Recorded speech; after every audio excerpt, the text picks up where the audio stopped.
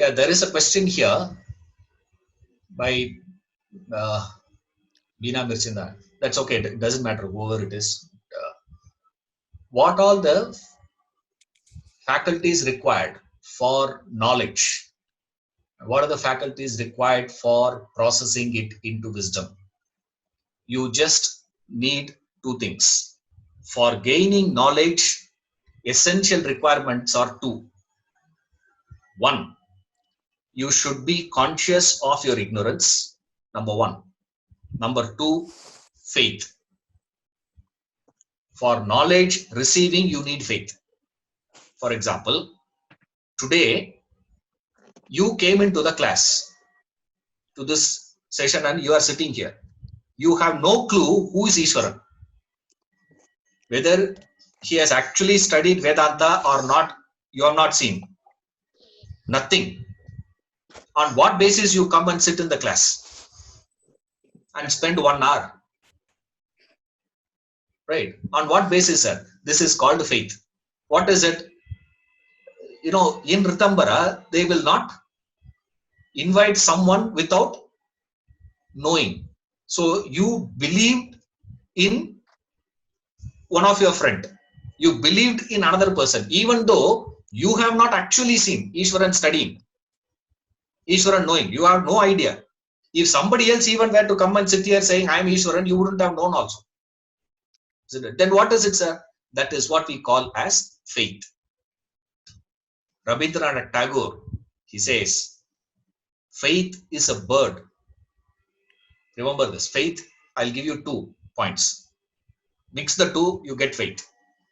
One, Rabindranath Tagore, beautiful expression, very, very poetic. Says, faith is a bird that feels the light and sings while the dawn is still dark. Superb one. Says it feels the light. It is still darkness.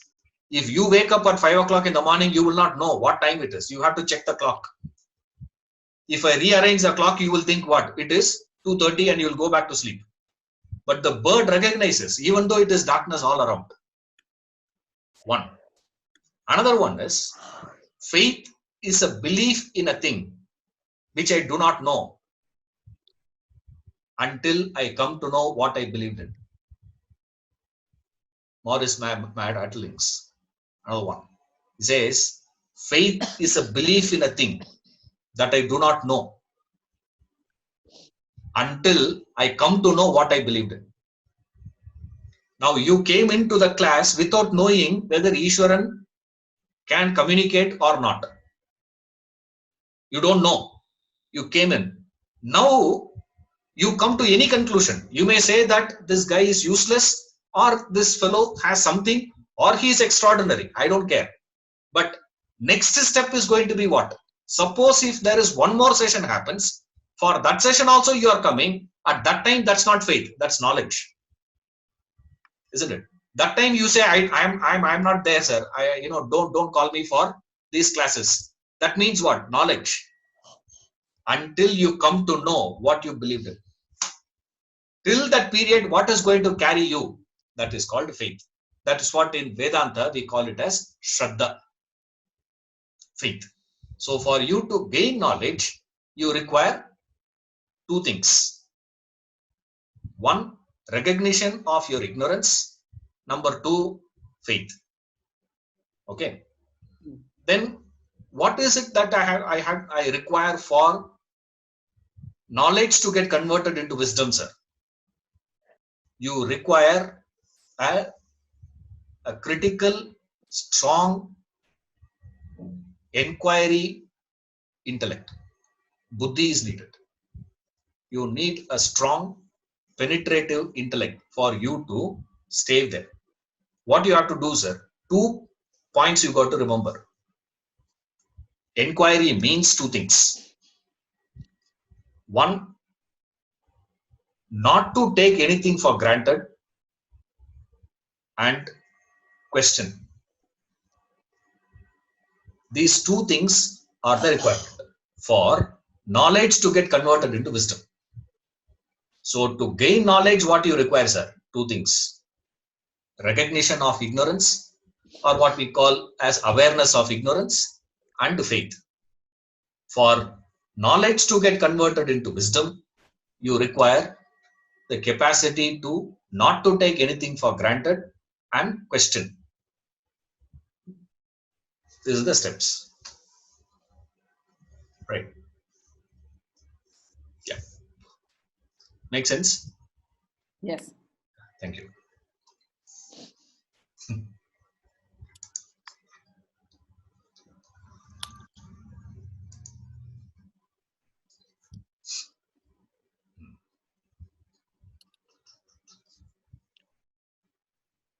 Anybody has questions?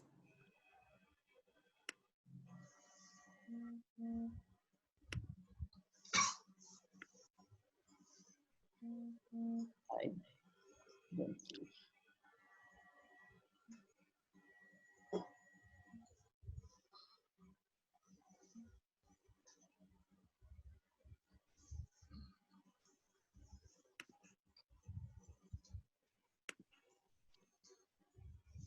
So one more question then. Yes. Then experience, do you need experience then? Yeah, experiences will not give wisdom directly. Hmm. It's like you need a milk, no, to Yeah. to form curd. Hmm. And the milk also should be in a lukewarm condition. Right. That is what experience does. Experience prepares you. Okay. It doesn't deliver. Delivery is not through that. Remember. But without preparation, how can you do it? It's like how can you eat without even cooking? Hmm. You need to buy vegetables, you have to buy groceries, then you have to wash them, you have to cut them, you have to cook. All that you have to do. So much of work has to be done before you.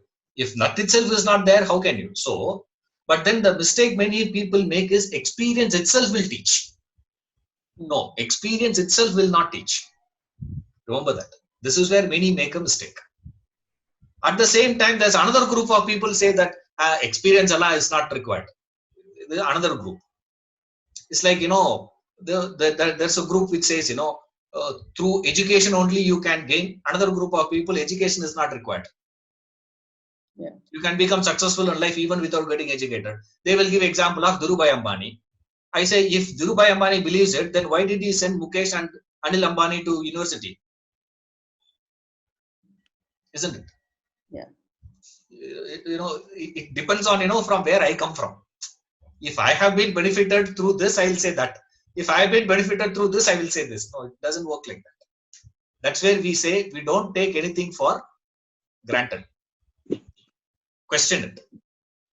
That doesn't mean you can dismiss the value of experience itself. No. You can't do that. At the same time, you can't say experience by itself will teach.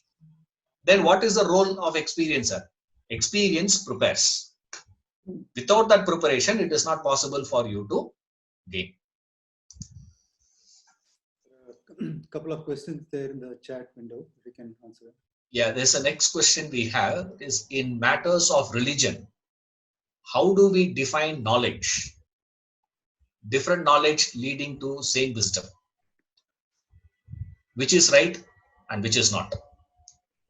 See, in matters of religion, when we say, see, when you're discussing religion, there are two aspects every religion has. Okay. There are instructions part and there is a teaching part. There are certain advices given and there are certain teachings happened. Certain rituals are there, certain practices are there, certain actions are there, certain do's and don'ts are there. This is one dimension of religion. Another dimension of religion is the teaching part. Now the problem we have today is, in the matter of religion, most of us have taken only the ritual part, the instruction part. Do this, don't do this. Do this, don't do this. This should be done, that should not be done. This should be done in this way, it should not be done in that way. These are all what?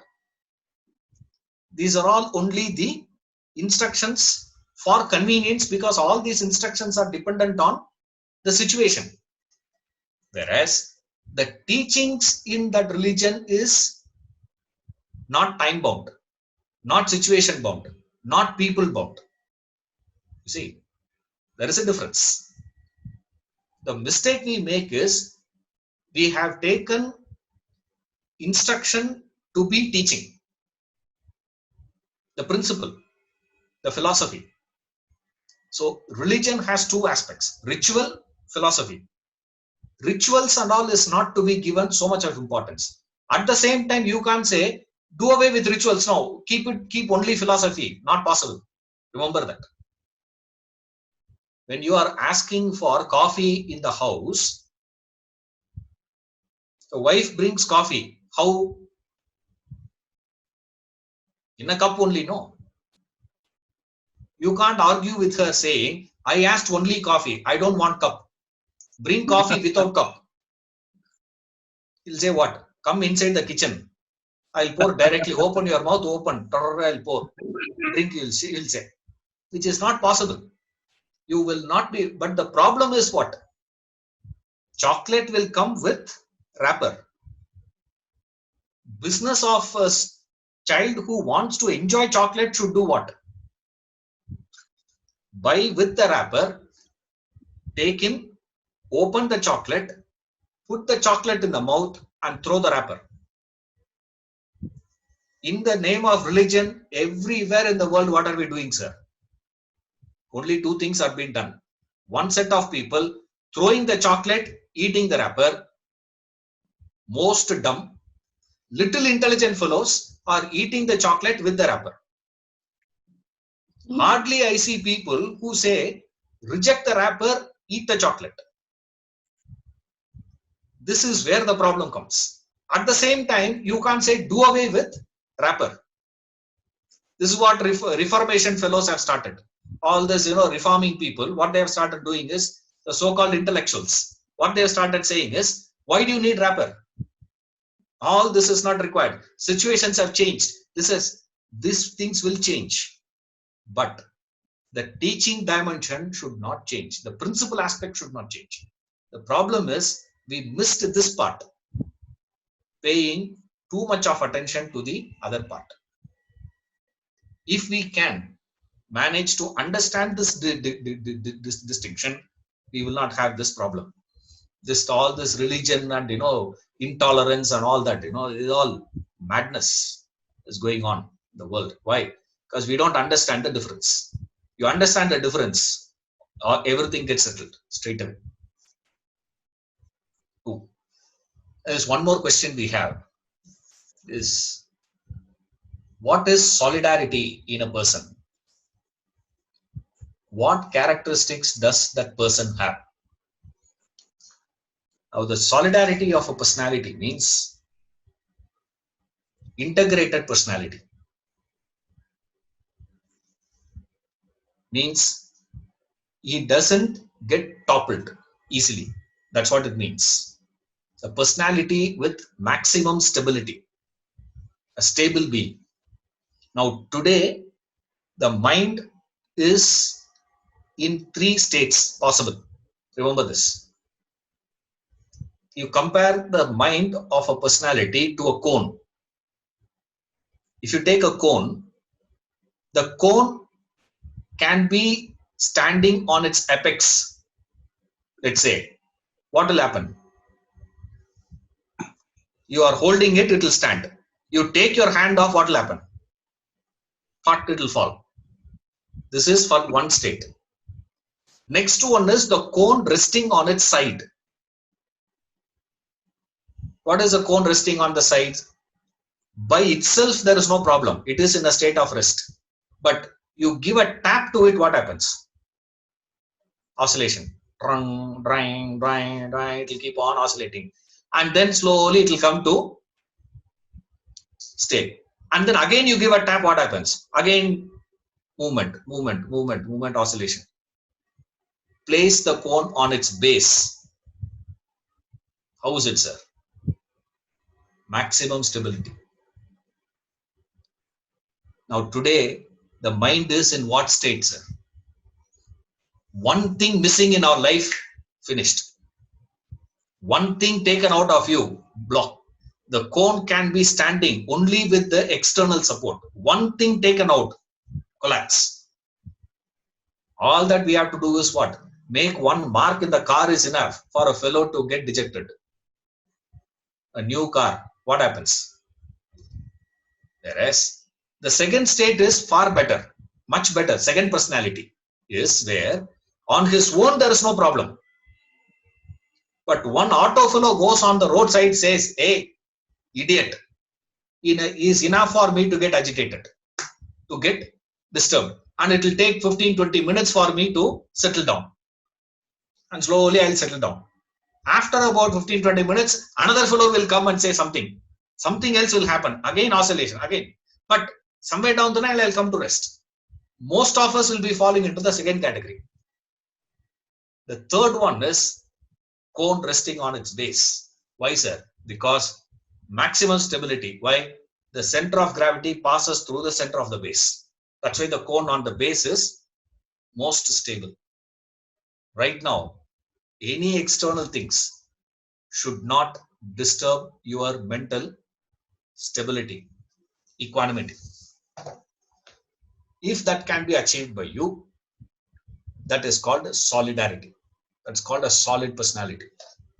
He is known as Theta Prajna, man of wisdom in the Gita.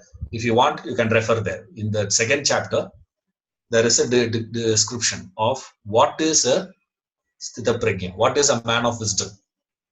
Gives from verses 55, starts explaining. He's asking the question 54 to 72. You can refer that portion. Gives a beautiful description of who is that man of wisdom. And Shankaracharya says beyond knowledge is bhakti. But bhakti is faith. Will bhakti lead to wisdom? Yes. There are two types of bhakti. Remember, one is para bhakti, another one is called as apara bhakti.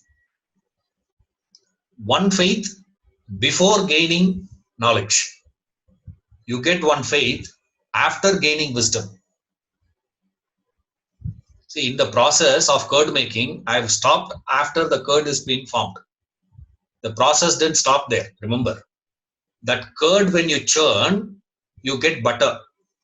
That butter when you heat becomes ghee. Okay. The process should travel up to ghee. Okay. Don't think it is stopping at curd stage. But the curd stage is a basic requirement for us to do anything. So first thing we do is get it.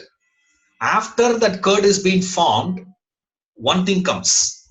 That is what Shankara says, wisdom gives bhakti. Wisdom gives another type of devotion, which is not just faith. That's totally different. You see. So this Shraddha, this bhakti or this devotion, all that we talk about, starts with faith. Later on, it transforms itself into gratitude. What's the difference, Ishwaran? What is that bhakti? First step, faith. Before knowledge, it is faith. After wisdom, it becomes gratitude. It transforms into that state. How that science, how that principle and all, you have to study. You have to go through that systematic education. No, I can't do that. We don't have that much time. How that works, but the difference word you can understand now. First step, bhakti is referred as faith. After wisdom, what you have, that bhakti is referred as gratitude. In English, if you want. So, what is superstition? See, that this superstition is where your buddhi is not able to establish a proper connection between cause and effect. That is called a superstition. It's a wrong connection between cause and effect. See, first stage, lowest condition is you don't even register there is a cause and effect. Okay. You just see, you just live. That's it. There's no connections being made at all. Animalistic life, that is. Life of animal. It just sees. It looks up, it sees, it looks this side, it sees, it eats, it sleeps. That's all. It doesn't understand anything more than that. But human intelligence starts, first step is superstition. Remember that. You cannot bypass superstition. First dawn, first step of your intellectual growth is you will make wrong connections. The wrong connections can go to absurd examples we give to understand the concept. What is it, sir? Black cat crossed, business failed. And the fellow says what? My business, the contractor meeting met with failure. Why? Because of the black cat. This is called superstition. What does it mean? It means you are not establishing the link properly. The cause and effect. Is this the cause that has caused that effect to be affected? You see, that's superstition. When you make that right connection, that is called the scientific inquiry. You evolve. Next stage of development is from superstition, you evolve to scientific inquiry, where you make a right cause and effect relationship. It is not because of that man, it is because of this. Right connections. Then comes a third stage, the fourth stage, where you start inquiring the very law itself. That's the age of contemplation. So superstition to inquiry to contemplation. But starting point is always superstition. It means only one thing. What does it say? You are making wrong connection to cause and effect. That's all it means. What is superstition? Now going into the details of the quick question. I suppose you should be able to make the link of the ideas. Any other questions?